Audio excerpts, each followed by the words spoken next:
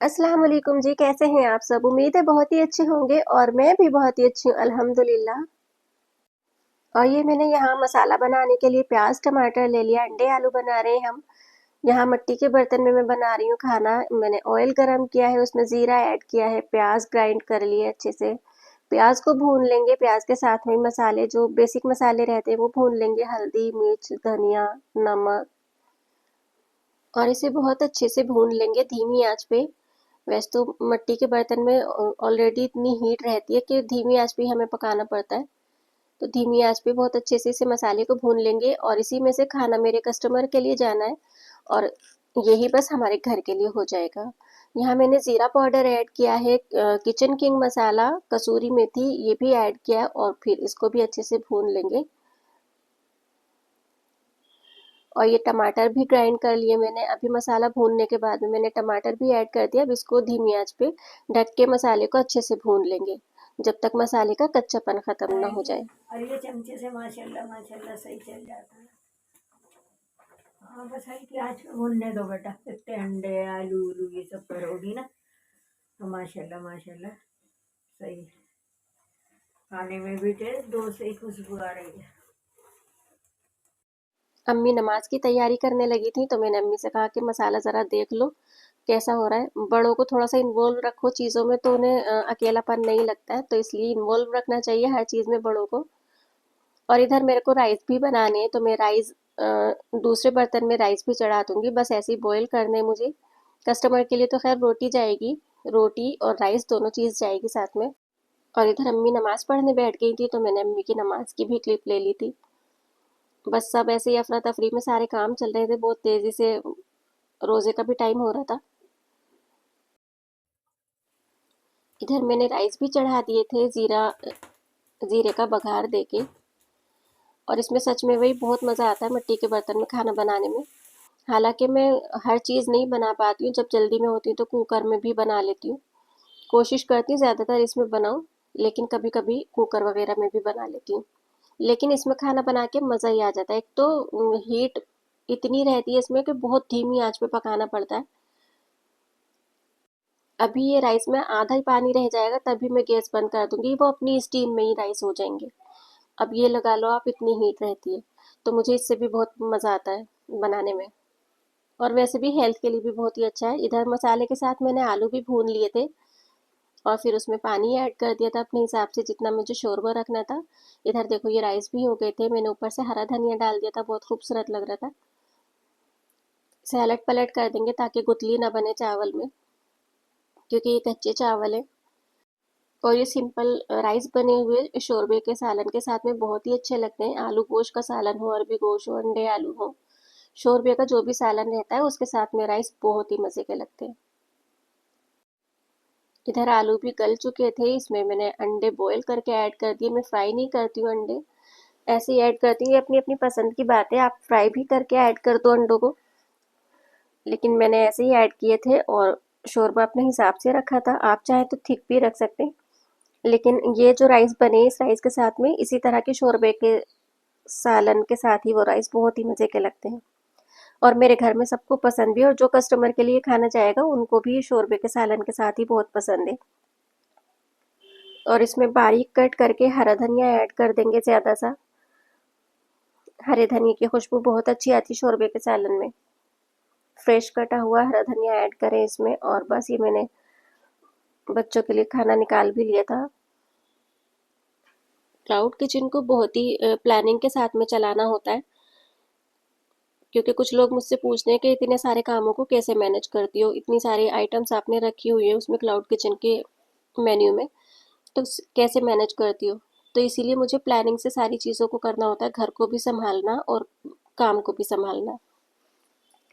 तो बस लेकिन एक चीज़ वही है, चीज आप है। काम करने लग जाओ, खुद से अर्निंग करने लग जाओ तो जब काम नहीं रहता है तब दिल बहुत छोटा रहता है।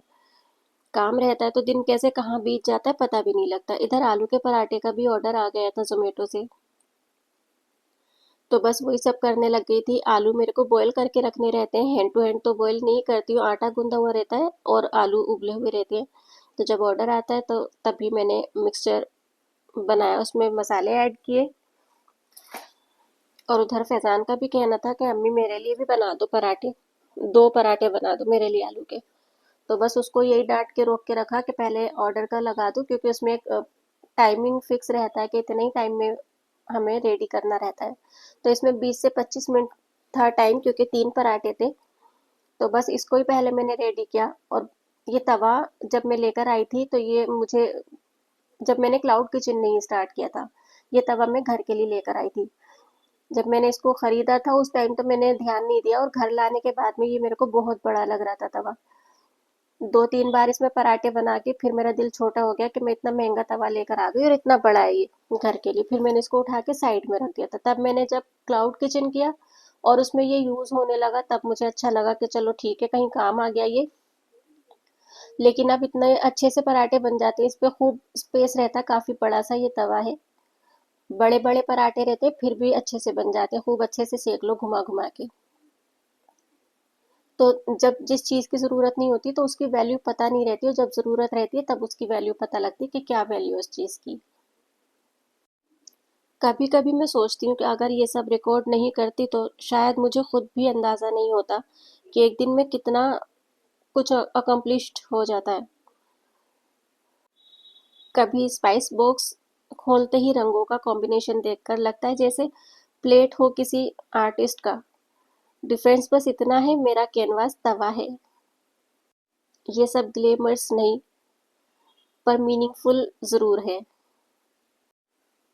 कभी फ्यूचर के लिए नोट्स लिखती हूँ, new combo idea, festive special, budget planning, revision.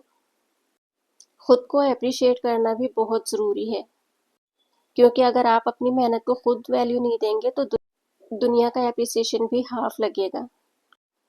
और फिर एक नई नोटिफिकेशन स्क्रीन पर आती है, ब्लिंक करती है, स्माइल ऑटोमेटिकली आ जाती है। बस अब तो फ़ोन की रिंग में ही जान बसती है। जैसे ही बेल बजती है तभी खुशी महसूस होती है। और इधर तीनों पराठे भी रेडी हो गए थे। तो मैं राइडर भैया को चेक कर रही थी कि राइडर भैया आए हैं या नहीं। अभी उन्हें आने में वक्त लगेगा, तो मैं थोड़ा सुकून से फिर पैक कर लूँगी सारी चीज़ों को।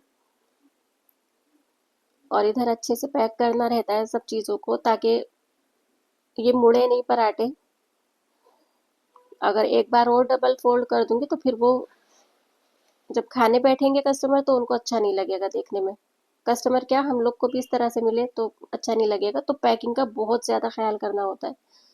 और पराठों के साथ में जाएगी दही, हरा धनिया, हरी मिर्च की चटनी, अचार, बटर, और बस ये सब अच्छे से पैक करना है। इधर ये मैंने सिंगल ही रैप फोल्ड किया था, बट मुझे लगा फिर बाद में कि इसे डबल फोल्ड करना चाहिए ताकि ज़्यादा देर तक गर्म रहे, क्योंकि ये दूर का ऑर्डर था। अभी दूर तक, क्योंकि राइडर को भी आने में अभी टाइम था। एक तो वैसे ही ठंडे हो जाएंगे, ऊपर से और दूर का ऑर्डर है तो उसमें भी टाइम लग जाएगा जाने में। तो इसलिए फिर मैंने इसको जल्दी से डबल रैप कर दिया। और इधर ध्यान से चेक करते हुए सब चीज़ों को रख दिया। सब चीज़ें रखने के बाद भी फिर भी एक बार रीचेक कर लेती हूँ कि कोई चीज़ छूटी तो नहीं, क्योंकि एक दो बार ऐसा हो चुका है कि ऑर्डर रेडी हो गया, सारी चीज़ रख के दे दी, भेज भी दी, कस्टमर के घर चली गई और रोटी यहीं रखी रह गई। फिर बच्चों के हाथ भिजवाती हूँ, कस्टमर की कॉल आती है। वैसे तो पहले खुद ही दिख जाता कि ये सामान रह गया, यहाँ छूट गया। फिर कस्टमर को कॉल करके बच्चों के हाथ भिजवाती हूँ वो चीज़, जो चीज़ छूट गई। तो इस जब से एक दो बार हुआ है वो चीज़, तो जब से बहुत ध्यान देती हूँ। तो बस वही सब अच्छे से चेक कर लिया था। और इधर आईडी भी डालनी रहती है, क्योंकि मल्टी ऑर्डर रहते हैं राइडर के पास, तो मिक्स हो जाएगा कौन सा ऑर्डर किसका है। तो इसलिए आईडी डालनी बहुत ज़रूरी होती है।